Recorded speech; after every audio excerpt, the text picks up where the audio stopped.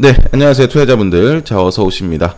자, 어제 미증시가 전일, 하락에 대한 반등이, 바로 나왔습니다. 나스닥에 1%, 상승 마감했는데, 일단 그 캐나다 중앙은행의 추가 금리 인상이 좀 부담이었죠.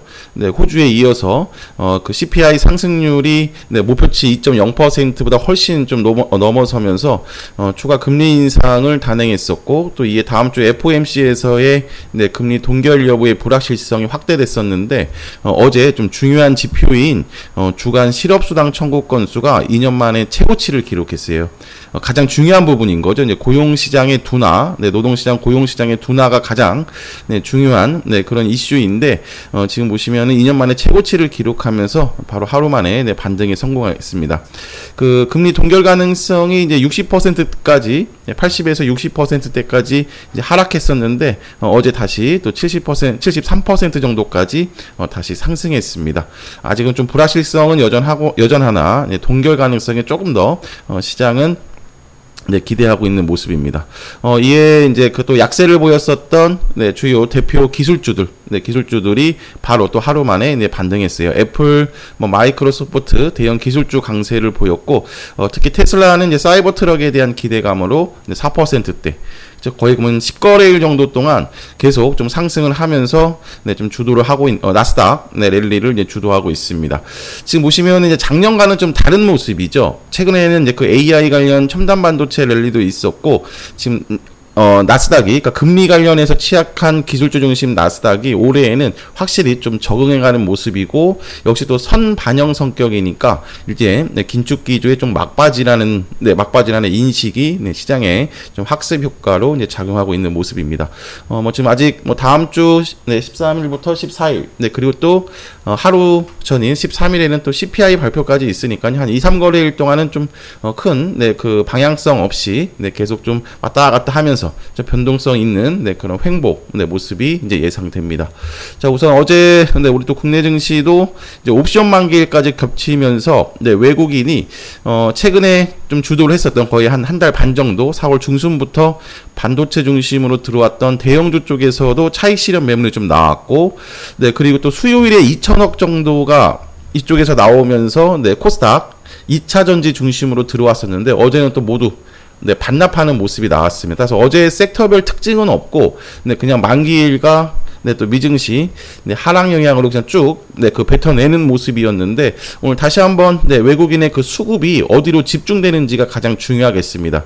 여기에 그 대형 반도체, 삼성전자, SK 하이닉스, LG전자가 오를 때 좀 소부장 등 중소형 반도체 애들은 코스닥이 상대적으로 코스피보다 약하면서 오른 부분이 거의 없었거든요. 근데 어제 보시면은, 하나마이크론이라든가 한미반도체, 그죠? 그 다음에 SNS텍 등 소부장, 대표 종목들이 오전 하락 후에 단기 눌림목, 저점을 다지는 모습도 나왔습니다.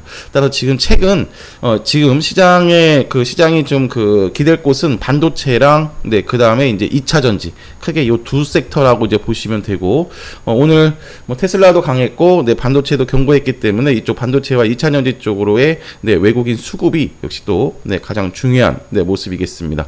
자, 그리고 지금 딱 코스피가 2600선이죠?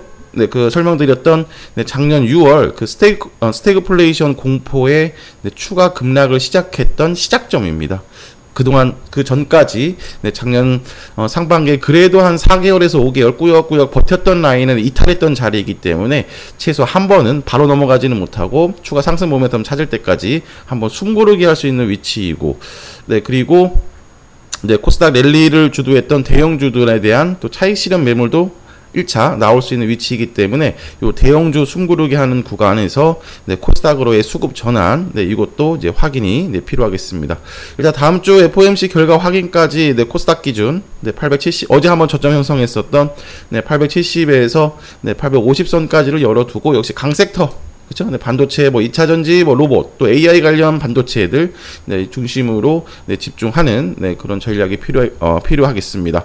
일단 지금 종목군들로는 어제 이제 2차 전지들 한번 그 오전 좀 강하게 움직였다가 네, 외국인 매도세에 한번 꺾였잖아요. 그래서 지금 보시면 이런 리튬 관련주라든가 네, 그 주도주군들은 다시 좀 모으는 타점입니다. 이렇게 추세 전환 후에 이렇게 다지는 모습이기 때문에 오늘 어제 좀 테슬라가 강했는데 일단 외국인 수급이 더 중요합니다. 그 흐름을 보면서 다시 모아가는 전략이 필요하고, 자, 그다음에 어제 좀 반도체들 네, 소부장애들이 좀 강했는데 뭐 주성 엔지니어링, 한미 반도체, 뭐 SNS대 강했는데 오늘은 좀 관련 네, 새내기라든가 역시 칩셋 미디어 지금 추세가 상당히 견고하죠. 뭐 TMC, 뭐 펜트론, 네, 저스템 이런 새내기 종목들로 네, 좀 매수세가 들어오는 네, 부분도 네, 확인 필요하고, 네, 최근에 그 의료기기라든가, 네, 그 다음에 그 AI 의료 쪽으로 해서, 네, 그 말 그대로 AI 관련주들, 의료 관련, 네, 좀 그 계속, 이 탑픽은 요 세 종목이라고 말씀을 드리고 있죠. 뷰노, 네,